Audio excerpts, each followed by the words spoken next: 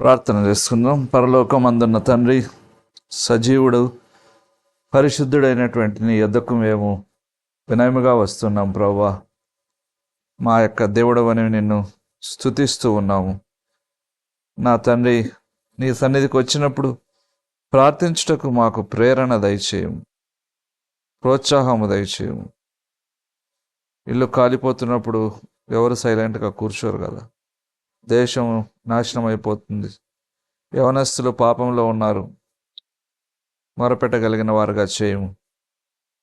భ్రష్టులు కాకుండా మేము మా ప్రార్థన వారిని అడ్డుకోగలగాలి, ఆత్మహత్యలు చేసుకునే వారిని ఆపగలగాలి, రోగం కలిగిన వారిని లేపగలగాలి. నీవే ప్రత్యేక సహాయం చేయము ప్రభువా. నీవు బలపరచుమని నేను మొరపెట్టుకొనుచున్నాను. పరలోకమందున్న తండ్రి, నీ కృప అంతటి కొరకై వందనములు స్తోత్రములు చెల్లిస్తు మా ప్రార్థన విను, జయమును అనుగ్రహించు. యేసు క్రీస్తు నామములో ప్రార్థిస్తున్నాను తండ్రి, ఆమెన్. అపోస్తుల కార్యములు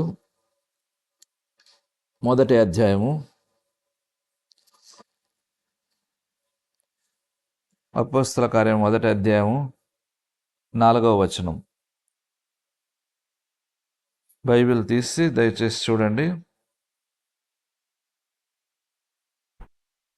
ఆయన వారిని కలుసుకొని ఇలాగ ఆజ్ఞాపించును, మీరు యెరూషలేము నుండి వెళ్ళక నా వలన వినిన తండ్రి యొక్క వాగ్దానం కొరకు కనిపెట్టుడి. యోహాను నీళ్ళలో బాప్తిస్మం ఇచ్చను గాని కొద్ది దినముల్లోగా మీరు పరిశుద్ధాత్మలో బాప్తిస్మము పొందెదరు అనెను.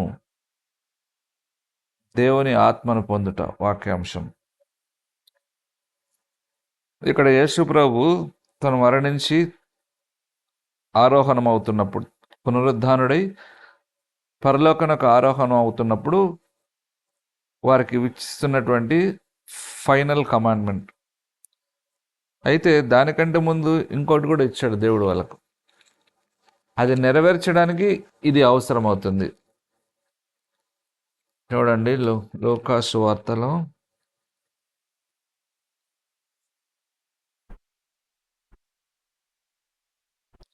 లేదా మత్తయి సువార్త చూద్దాం ఫస్ట్, తర్వాత లూకా కోసం. చివరి అధ్యాయంలో, మత్తయి సువార్త చివరి అధ్యాయము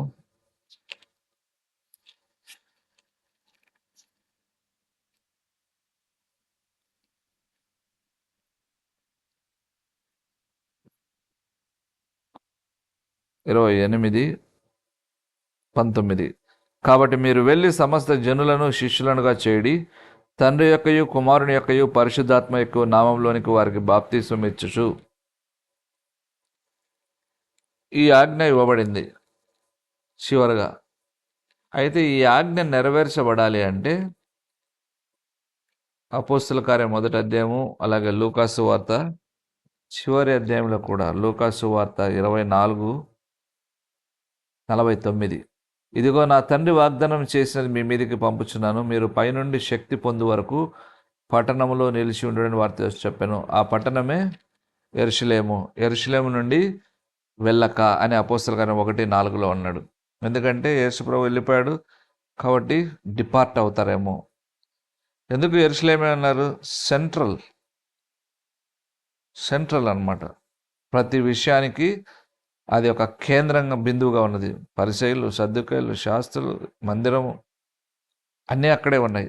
అక్కడి నుంచి సువార్త స్టార్ట్ అవ్వాలి. అందుకే 8వ వచనంలో, అపోస్తల 1:8లో, ఆయనను పరిశుద్ధాత్మ మీ మీదకి వచ్చినప్పుడు మీరు శక్తి నొందుతారు గనక మీరు మొదట యెరూషలేములో, యూదయ సమరయ దేశం అందంతటను, భూదిగంతంలో వరకును.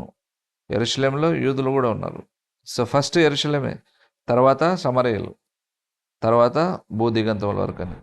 కాబట్టి మీరు ఇక్కడ నుండి వెళ్ళక ఏం చేయాల్సి ఉంటుంది? తండ్రి యొక్క వాగ్దానం కొరకు కనిపెట్టుడి. తండ్రి యొక్క వాగ్దానం కొరకు కనిపెట్టుడి అంటే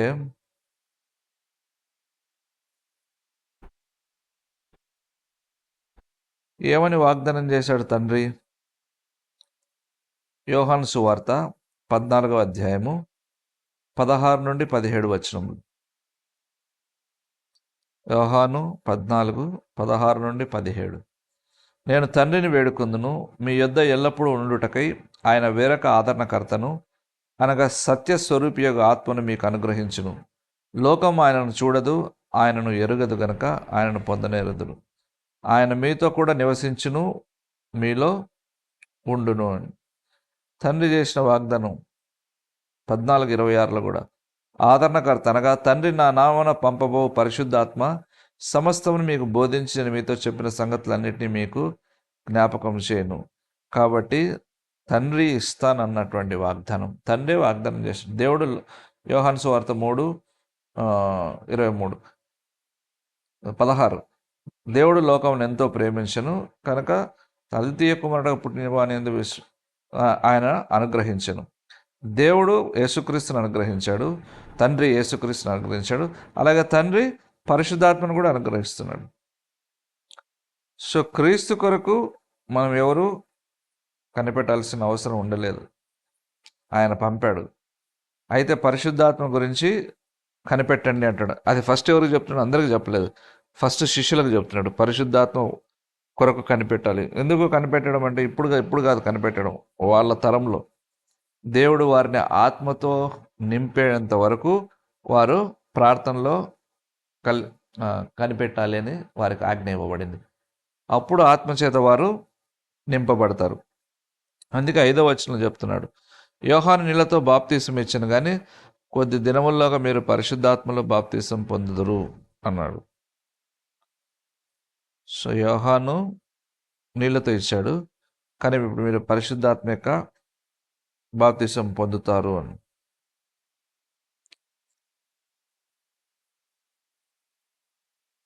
ఏమిటి పరిశుద్ధాత్మలో బాప్తీసం? ఇది చాలా వివాదాస్పదమైనటువంటి మాట. పెంతెకోస్తు వారు ఒక రకంగా చెప్తారు, ఇవాంజలికల్స్ ఒక రకంగా చెప్తారు. రెండు బద్ద విరుద్ధంగా ఉంటాయి, తూర్పు పడమర అన్నట్టుగా ఉంటాయి. పెంతెకోస్తు వాళ్ళు ఏమంటారంటే పరిశుద్ధాత్మ వరాలు ఇవన్నీ ఎక్కువగా నమ్మి దాని మీదే వాళ్ళ మినిస్ట్రీ కట్టినారు. రక్షణ పొందడం ఒక దశ, రెండవ అనుభవం సెకండ్ ఎక్స్పీరియన్స్ అంటారు వాళ్ళు. అంటే పరిశుద్ధాత్మలో బాప్తీసం పొందడం, అప్పుడు శక్తి పొంది వరములు, భాషలు మాట్లాడడం, సూచక్రియలు చేయడం, అద్భుతములు చేయడం జరుగుతుంది అంటారు. అయితే ఇవాంజలికల్స్ ఏమంటారు? ఇవాంజలికల్స్ అంటే దాదాపు మనం ఆ కోవలోకి వస్తాం. ఏమంటారంటే శిష్యులకు మొదటిసారి కాబట్టి వారు కనిపెట్టారు, వారు పొందారు. అలాగే ఇంకొక చోట కూడా ఇది ఉంది, మొదటిసారి మాత్రమే పరిశుద్ధాత్మ దేవుడు వారి మీదకి దిగటం చూస్తాం. ఏమిటంటే అపోస్తల కార్యం 19లో నేను చదువుతాను. మొదటి వచనంలో, అపోల్లో కొరింథులో ఉన్నప్పుడు జరిగినదేమనగా పౌలు పై ప్రదేశం సంచరించి ఎఫెసునకు వచ్చి కొందరు శిష్యులను చూసి మీరు విశ్వసించినప్పుడు పరిశుద్ధాత్మను పొందుతారని వారిని అడగ, వారు పరిశుద్ధాత్ముడు ఉన్నాడన్న సంగతి మేము వినలేదని చెప్పారు. అప్పుడు అలాగైతే మీరు దేనిని బట్టి బాప్తీసం పొందుతారని వారిని అడగగా వారు యోహాను బాప్తీసమే అన్నారు. అప్పుడు ఏం జరుగుతుంది? 6వ వచనం, తరువాత పౌలు వారి మీద చేతులు ఉంచగా పరిశుద్ధాత్మ వారి మీదకి వచ్చాను. అప్పుడు వారు భాషలతో మాట్లాడటకు ప్రవచించుటకును మొదలుపెట్టిరి. వారు ఇంచుమించు 12 పురుషులు. వీళ్ళు మొదటిసారి కాబట్టి వీళ్ళకి అనుభవం ఉంది. అలాగే సమరయులు కూడా ఇలా 3 చోట్ల మొదటిసారి కాబట్టి పరిశుద్ధాత్ముడు అలాగ వారి మీదకి దిగి వారు భాషలతోనూ తర్వాత భాషలు మాట్లాడుతూ కార్యములు జరగటం అన్నట్టు చూస్తాం. అయితే ఇవాంజలికల్స్ ఏమంటారంటే ఇప్పుడు అలా కాదు, తర్వాత ఎక్కడ కూడా ఇలాగ పరిశుద్ధాత్మ మనుషుల మీదకి దిగడం అన్నటువంటి మనం చూడము అని వారు వాదిస్తూ, ఇప్పుడు మనము రక్షణ పొందటమే పరిశుద్ధాత్మ యొక్క కార్యం. శిష్యులు ఆది సంఘము క్రీస్తు ముందు రక్షణ పొందారు, పరిశుద్ధాత్మ వారిలో నివసించే అనుభవం వారికి లేదు. కానీ ఇప్పుడు మనకేమవుతుంది? పరిశుద్ధాత్ముడు మనల్ని ఒప్పించి మనం రక్షణ పొందితే మనలో నివసిస్తూ ఉన్నాడు. మరలా సెకండ్ ఎక్స్పీరియన్స్, రెండవ అనుభవం అవసరం లేదు. ఎఫెసీ పత్రికలో ఏమని చెప్తాడు? మీరు 5వ అధ్యాయము 18వ వచనము, మరియు మద్యముతో మత్తులై ఉండకుడి, దానిలో దుర్వ్యాపారం కలదు, అయితే ఆత్మపూర్ణులై ఉండి. సో ప్రతిదినము ఆత్మచేత నింపబడటము అన్నది ఇప్పుడు మనకున్న సూత్రం అని ఇవాంజలికల్స్ చెప్తారు. కానీ పెంతెకోస్తలు దాన్ని ఒప్పుకోరు. పరిశుద్ధాత్మలో బాప్తిస్మం అన్నటువంటిది అదొక ప్రత్యేకమైన అనుభవం.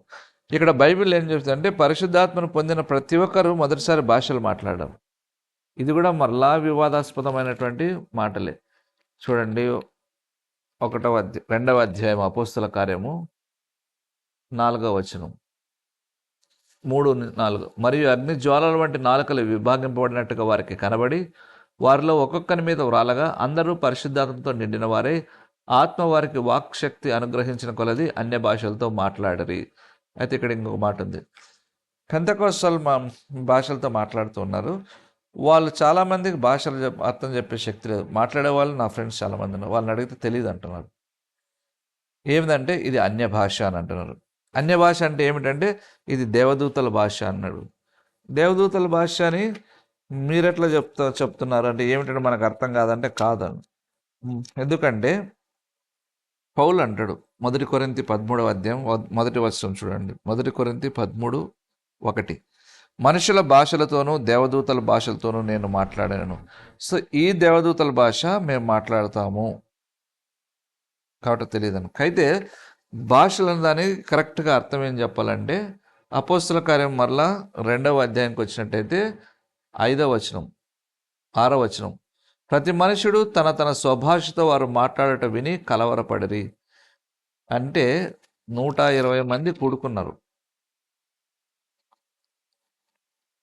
ప్రార్థన చేయడానికి.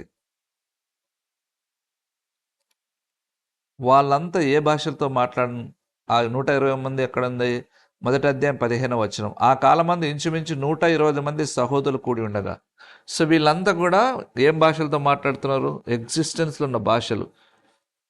8వ వచనం 2వ అధ్యాయం, మనలో ప్రతివాడు తాను పుట్టిన దేశ భాషతో వీరు మాట్లాడటం వినుచున్నామే. ఇదేమి? పార్తీయులు, మాదీయులు, ఎలామీలు, మెసొపొతామియా, యూదయ, కప్పదొకియా, పొంతు, ఆసియా, పృగ్రియా, పంపులియా, ఐగుప్తున దేశం అందలి వారు. 10వ వచనం కూడా ఉంది. క్రైతీయులు, అరబీయులు, రోమా నుండి పరవాసులు, లిబియా ప్రాంతం వారు. వీళ్ళంతా ఏమంటున్నారు? మన భాషలో వీరు దేవుని కార్యం వర్ణించి చూస్తున్నారని.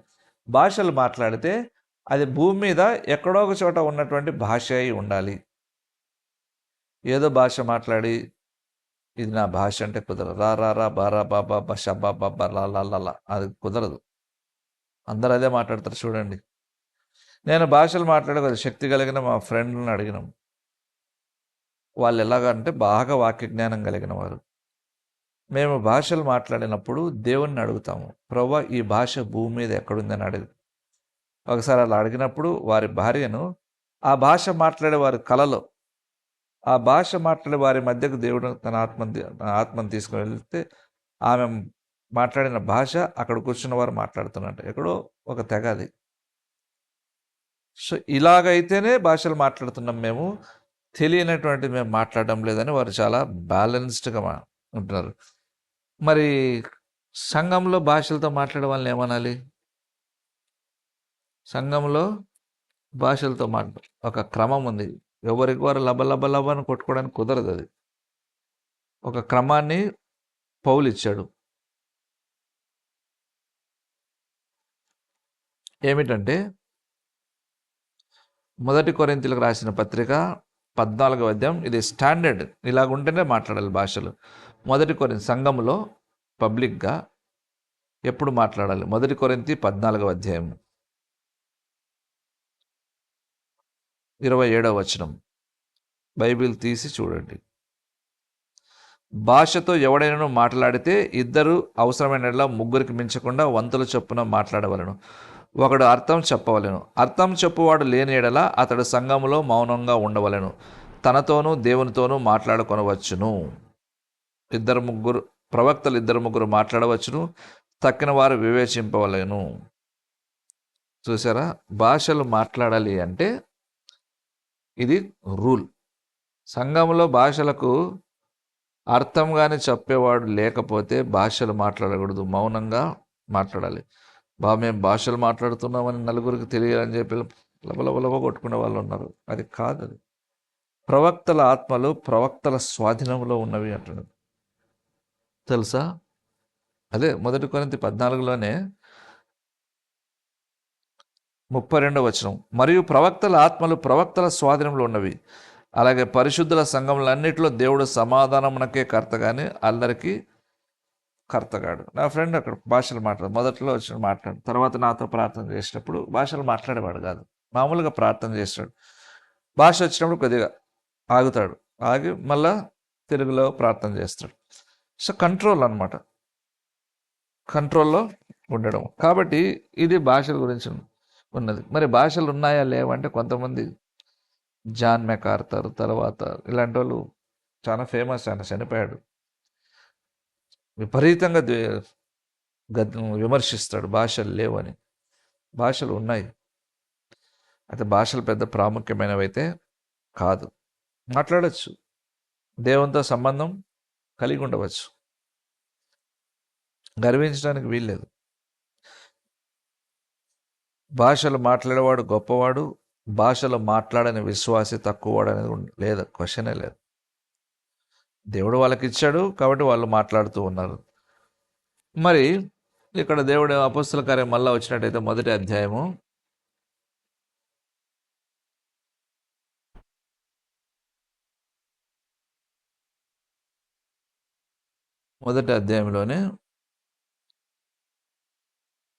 8వ వచనం, ఆయనను పరిశుద్ధాత్మ మీ మీదకి వచ్చినప్పుడు మీరు శక్తి నొందెదరు. దేనికి శక్తి కావాలి?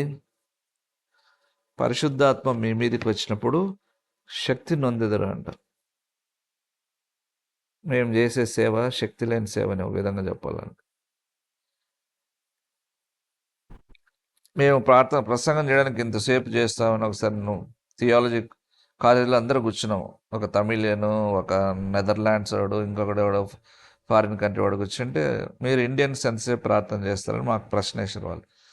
ఎంతసేపు మేము ప్రార్థన చేస్తాడు, పక్కన తమిళోడు పాస్టర్ ఆడు కూడా ఎంతసేపు చేస్తాడు, అంతసేపు ప్రార్థన చేస్తారు ఆ ప్రసంగం చేయడానికి మీరు అంటారు వాళ్ళు. వింతగా ఉంది. కాబట్టి మీరు పరిశుద్ధాత్మ మీ మీదకి వచ్చినప్పుడు మీతో మిమ్మల్ని నింపినప్పుడు, బాప్తిజం పొందినప్పుడు ఇవన్నీ ఒకే రకంగానే ఉంటాయి, ఒకే రకమైన అర్థాన్ని ఇస్తాయి. మిమ్మల్ని ఆవరించినప్పుడు అని ఉంటుంది, పరిశుద్ధాత్మ నిండిపోయారు అని 2వ అధ్యాయము 4వ వచనంలో నింపబడినట్టుగా భాష మాట నిండిన వారే అనేది 4వ వచనం, పరిశుద్ధాత్మ నిండిన వారే, ఇదంతా ఒకే అర్థం ఇస్తుంది. కాబట్టి శక్తిని పొందరు. దేనికి శక్తి కావాలి? దేవుని సేవ చేయడానికి శక్తి కావాలి. అది తెలియక చాలామంది ప్రార్థనను వాక్య ధ్యానాన్ని నిర్లక్ష్యం చేస్తారు. ప్రసంగం అంటే ఏదో 4 కొద్దిసేపు ప్రిపేర్ అయ్యి స్టేజ్ మీద లొడ వాగడం అన్నట్టు ఉంటుంది. కాదు, సంఘం క్షేమాభివృద్ధి కలిగించడానికి దేవుని సన్నిధిలో ఎక్కువ సమయం గడిపొచ్చి ఆ మాటలు సంఘమునకు ఇచ్చి బలపరచడమే ప్రసంగం. కాబట్టి మీరు శక్తి వారికి ఏమని చెప్తున్నాడు? శక్తి నొందరు కనుక మీరు యెరూషలేములోను యూదయ సమరయ దేశంలో అందంతటను భూదిగంతాల వరకును నాకు సాక్షులై ఉందరు అని వారితో చెప్పాను. సాక్షులుగా ఉండటానికి, దేవుని పని చేయడానికి శక్తి అవసరం. ఆ శక్తి మనం దేవుని సన్నిధిలో కనిపెట్టడం వలన దేవుడు మనల్ని తన ఆత్మతో నింపుతాడు. ఇక్కడ మొదట యెరూషలేము, తర్వాత యూదయ సమరయ, తర్వాత భూదిగంతంలో. ఇది నెరవేరిందా అంటే ఎస్, నెరవేరింది. యెరూషలేము గురించి, యెరూషలేములో పంపబడిన యెరూషలేములో వారు 1 నుండి 7 అధ్యాయాలు చూసినట్టయితే సాక్షులుగా ఉన్నారు. 8 నుండి 12 అధ్యాయాలు చూసినట్టయితే సమరయ ప్రాంతంలో సువార్త ప్రకటన సాక్ష్యాలు. 13వ అధ్యాయం నుంచి 18 అధ్యాయాల వరకు చూసినట్టయితే భూ దిగంతం వరకు వెళ్ళిపోయారు. నెరవేర్చబడింది. యెరూషలేములో సాక్ష్యం కావాలి. యెరూషలేములో సాక్ష్యం చాలా ప్రమాదకరమైనది. యేసుప్రభు చనిపోయి తిరిగి లేచాడు, అది యూదులు ఒప్పుకోలేదు, ఎత్తుకొని పోయారని అబద్ధ ప్రచారం ఉంది. యేసుని చంపారు కాబట్టి యేసు శిష్యులను కూడా చంపేస్తారు. కాబట్టి యెరూషలేములో ధైర్యంగా నిలబడి యేసుని గురించి చెప్పాలి అంటే అంత సులభం కాదు. యేసు గురించి చెప్పాలంటే అంత సులభం. అందుకే పేతురు చూస్తాడు, చూడండి 2వ అధ్యాయంలో పేతురు మాట్లాడతాడు. అపోస్తల కార్యం 2వ అధ్యాయము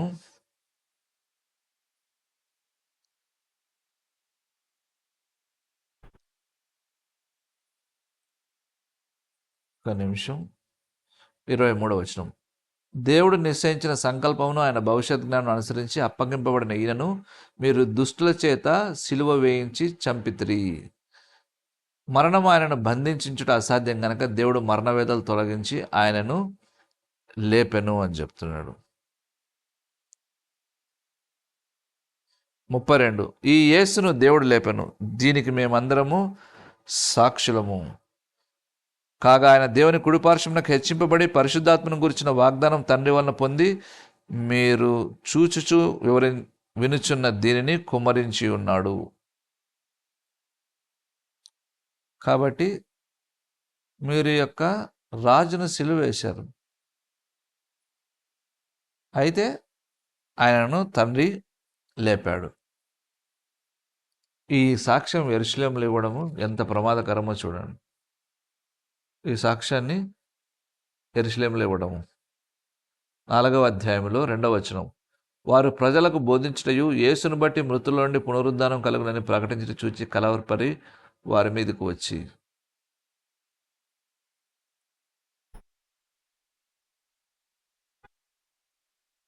పదవ వచనం. మీరందరూ ఇశ్రాయేలు ప్రజలందరూ తెలుసుకొనవలసిందేమనగా మీరు సిలువ వేసినట్టు మృతుల్లో నుండి దేవుడు లేపినట్టు నజరేయుడైన యేసుక్రీస్తు నామమునే వీడు స్వస్థత పొంది మీ ఎదుట నిలిచుచున్నాడు. ఇది ఈ యెరూషలేములో ఈ సాక్ష్యం ఇవ్వడం పరిసయ్యులు, సద్దూకయ్యులు, ప్రధాన యాజకుడి ముందు చాలా కష్టం, సామాన్యంగా చేత కాదు. అందుకే మీరు వదలద్దండి. ఫస్ట్ నేను తండ్రి వాగ్దానం చేసిన పరిశుద్ధాత్మలో బాప్తీసము పొందండి. అప్పుడు మీరు సాక్షులకు ఉంటారు, ప్రాణములకు భయపడరు. ఈ మాటలు చెప్తుంది పేతురు. మీరు సిలువ వేసినట్టు యేసు పునరుద్ధానుడై ఆయన నామం వల్లనే వీడు బాగయ్యాడు అని చెప్తాడు. ఈ పేతురు యేసు ఎవరో నేను ఎరుగను అని ఒట్టు పెట్టుకున్నటువంటి వాడు పరిశుద్ధాత్మతో నింపబడిన తర్వాత ధైర్యం వస్తుంది. అలాగే మనలో పిరికివారమైన అందరం కూడా పరిశుద్ధాత్మతో నింపబడడానికి ప్రార్థన చేయాలి. ఎందుకు తెలుసా? దేవుని ఆత్మచేత నింపబడితే మనం తెలియని ధైర్యం పొందుతాం. గిద్యోను పిరికివాడు, అమ్మోనీలకు భయపడి దాక్కుంటున్నాడు, మిద్యానీలకు భయపడి దాక్కుంటున్నాడు. అలాంటి వాడిని దేవుడు దూత పిలిచి బలపరిస్తే దేవుని శక్తితో వాళ్ళని ఓడిస్తాడు. సంసోను అలాగే చేశాడు. అలాగే పిరికితనము, భయము పోవాలంటే దేవుని సన్నిధిలో కనిపెడుతూ మనం ఆత్మను పొందవలసినటువంటి అవసరం చాలా ఉన్నది. అయితే చాలా ప్రాముఖ్యత. పరిశుద్ధాత్మను పొందడం ఎలాగా? రాత్రంతా కనిపెడితే పరిశుద్ధాత్ముడు వస్తాడా? రాడు. అప్పుడు అది చేశారు, ఇప్పుడు మనం అది చేయాల్సిన అవసరం లేదు. పరిశుద్ధాత్మను పొందుటకు ఒకటే ఒక కండిషన్ ఉంది, ఒబీడియన్స్, విధేయత. దేవుని వాక్యమునకు విధేయత చూపుతూ మనస్సాక్షిని జాగ్రత్తగా కాపాడుకొనిచున్నటువంటి వారు దేవుని ఆత్మచేత నింపబడతారు. దేవుడు తన కనికరము, కృపను బట్టి కృపవరాలు కూడా మనకు ఇస్తాడు. మన ప్రాబ్లం ఏమిటంటే కృపవరాలు ఉన్నాయి, ఆత్మఫలం లేదు. క్యారెక్టర్ చాలా ఇంపార్టెంట్. నోటి మీద అదుపు లేని స్థితి, కోరికలను నియంత్రించుకోలేనటువంటి స్థితి, కష్టంలో వచ్చినప్పుడు కృంగిపోయి సంతోషం లేకుండా జీవించేటువంటి స్థితి, కొద్దిగా ఏమనంటే నాగుపాము అది బుస్సగొట్టి పడగెత్తి కాటేసేటువంటి స్థితి. అంటే సాత్వికత్వం లేకపోవడం, నమ్మకత్వం లేకపోవడం, నమ్మదగిన వ్యక్తులుగా జీవించలేకపోవడం, విశ్వాస్యత, ఫెయిత్ఫుల్నెస్, ఇవన్నీ క్యారెక్టర్ బిల్డ్ చేసేటువంటి. ఇది కొరత మనలో ఉంది. దీని గురించి మనము ఆలోచించడం లేదు. కాబట్టి దేవుని ఆత్మచేత మనం నింపబడడం చాలా ప్రాముఖ్యం. దేవుని ఆత్మచేత నింపబడిన వ్యక్తులు దేవుని ఆత్మ స్వాధీనంలో ఉంటారు. ప్రార్థన కూడా ఆత్మలో చేస్తారు. ఇది వెరీ ఇంపార్టెంట్. దేవుని ఆత్మ కలిగి ఆత్మలో ప్రార్థన చేయడం అంటే ఏమిటంటే దేవుడు ఏదైతే ఉద్దేశించాడో ప్రార్థించడానికి అదే అంశాలను చేయగలగటం చాలా కష్టం అనడం లేదు, ధన్యకరమైనటువంటి స్థితి అది. అప్పుడు టైం వేస్ట్ అవ్వదు. అనవసరమైన దేవుని చిత్తంలో లేని ప్రార్థనలు చేయము. కాబట్టి ఇది ప్రాముఖ్యత. ప్రార్థన భలే చేస్తారు వాళ్ళు అంటారు. భలే చేయవచ్చు, మనసుకు ఆహ్లాదకరంగా. స్పిరిట్లో చేసేటువంటి ప్రార్థన డిఫరెంట్గా ఉంటుంది. అందుకే విధేయత. మన ఇష్టం వచ్చినట్టుగా బ్రతకడం కాదు విధేయత. మనకు ఇష్టంగా వచ్చిన పనులన్నీ చేయటం కూడా కాదు విధేయత. దేవుడు చెప్పిన మాటలు ఏమిటో దాని ప్రకారము జీవించటమే విధేయత. అయితే 8వ వచనంలో పరిశుద్ధత పొందినప్పుడు మీరు శక్తిని అందరు. ఈ శక్తి ఎక్స్ట్రాడినరీ, అబ్నార్మల్. మనుషులకు మానవాతీతమైనది అంటారు చూసారా, ఇలాంటిది. ఈ లోకంలో ఉన్న దుష్టులు జయించాలంటే ఈ పరిశుద్ధాత్మ శక్తి కావాలి. ఈ పరిశుద్ధాత్మ శక్తి అనేటువంటిది ఎలాంటిది? మనం గొప్ప గొప్ప కార్యాలు చేయడం, మనుషులను గుడ్డోలు చేయడం, కుంటోలు నడవడం అదొక్కటే అనుకుంటే తప్పు. పరిశుద్ధాత్మ శక్తి కలిగిన వాళ్ళు ఏం చేస్తారో చూడండి. అపోస్తుల కార్యంలోనే ఉంది. స్వస్థతలు అవన్నీ కాదు, దాన్ని పక్కన పెడతాము.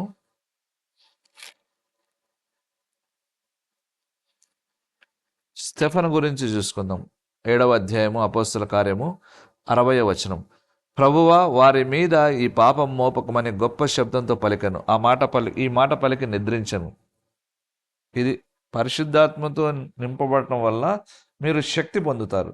ఈ శక్తిలో ఒక గొప్ప కార్యము సూచక్రియలు చేయడమే కాకుండా చంపినటువంటి వ్యక్తులు నరకానికి వెళ్లకుండా వారి కొరకు ప్రేమతో ప్రార్థన చేసి మరణించడం నిజంగా శక్తి. మనల్ని ఎవరన్నా ఏమన్నా అన్నారనుకోండి, వాళ్ళ గురించి చెడు ప్రచారం చేసే మనుషులం మనం కదా. వాళ్ళ మీద మనము ఆయాసం పెట్టుకునేటువంటి వారం, వాళ్ళను ప్రేమించలేని వారం. అదే పరిశుద్ధాత్మ నింపబడితే ఎక్కువసేపు ఉండదు, అది సహజమే రావటము. కానీ ఆ కోపము, ఆ ఆయాసము, ఆ పగ ఎక్కువసేపు ఉండదు, వెంటనే ఆవిరైపోతుంది. అది కూడా ఒక అర్థం. మానవాతీతమైనది. క్రీస్తు సాక్షులుగా జీవించాలంటే ఈ యొక్క శక్తి అవసరము, మనుషుల్ని క్షమించగలిగినటువంటిది.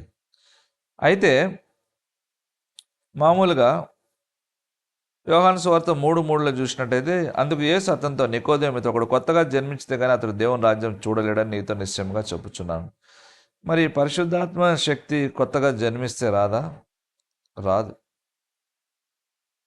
ఈ ఆత్మతో నింపబడినప్పుడు మనకు ఎక్స్ట్రా స్ట్రెంగ్త్ అనేది మనం చూడగలం, సాక్షులుగా ఉండడానికి, దేవుని కార్యములు చూడడానికి కూడా.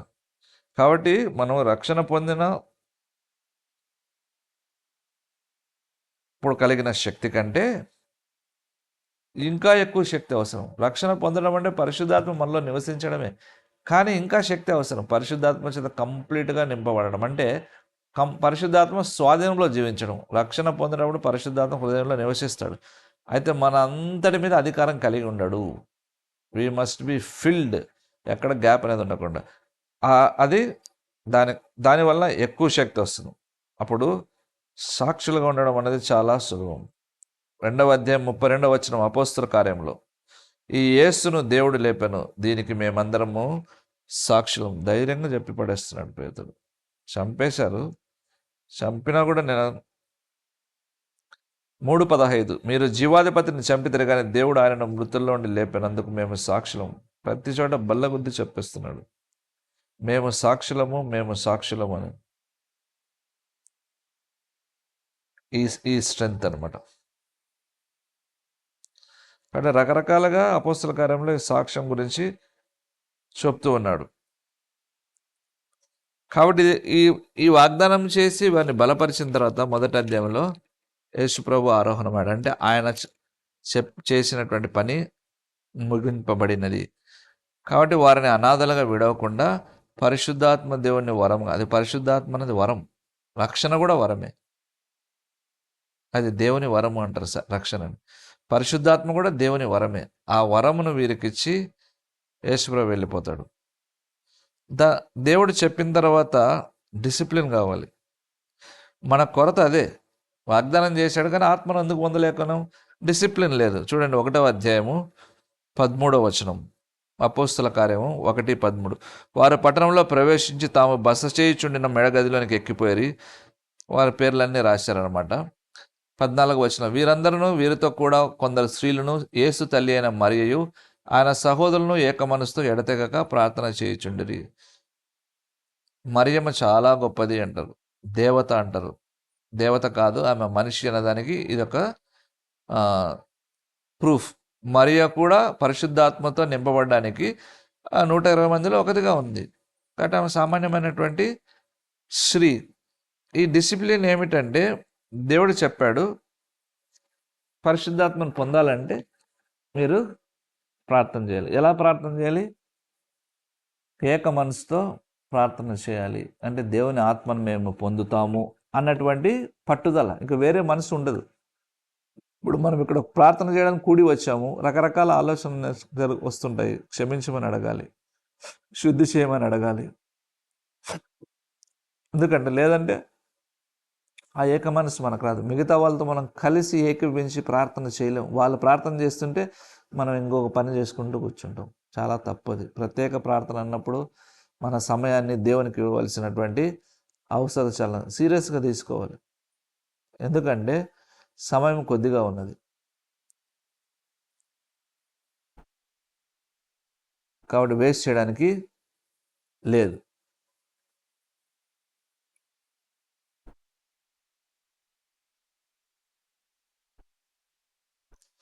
అయితే యేసు ప్రభు ఇంత కార్యం చేసినా కూడా 15వ వచనంలో ఆ కాలం మంది ఇంచుమించు 120 మంది సహోదరులు కూడి ఉండగా ఎందుకు కొద్దిమందే ఉన్నారు?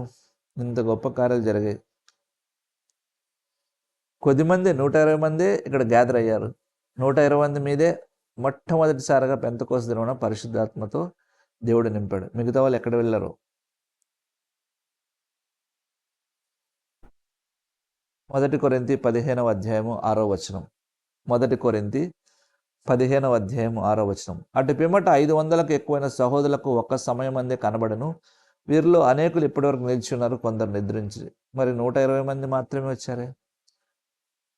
ఎంతమంది ఉన్నారు? వేల కోట్లలో ఉన్నారు విశ్వాసులు. ఎంతమంది పరిశుద్ధాత్మతో నింపబడి కృపావరం కలిగి ఉన్నారు? ఎందుకు లేవు కృపావరాలు? మొదటిది అడగాలని తెలియదు. రెండవది దేవుని కొరకు రోషంగా బతికి సాక్షులుగా ఉండాలని ఆశ లేదు. మూడవది ఇంకా ప్రాముఖ్యమైనది, విధేయత లేదు.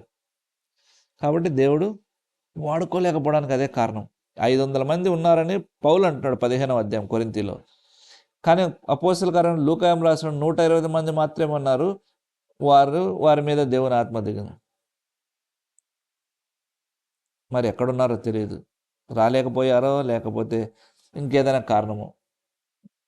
కాబట్టి దేవుని ఆత్మ కలిగి ఉండకపోతే మనం చేసేవంతా కరెక్ట్ అనుకుంటాం. మనం దేవుని ఆత్మ కలిగి ఉన్నప్పుడు వివేచన ఉంది, గ్రహింపు ఇస్తాడు. ఆయన మనసు అన్నది ఎరిగి మనము నడుచుకుంటాం. కాబట్టి మనం రక్షణ పొందాము, కానీ పరిశుద్ధాత్మ చేత నింపబడి ప్రతిదినము నడిపించబడాలి. ఈ అనుభవం కొరకు మనము బాగా తాపత్రయపడాల్సిన అవసరం ఉంది. చాలా ప్రాముఖ్యమైనది. ప్రార్థన చేసుకుందాం.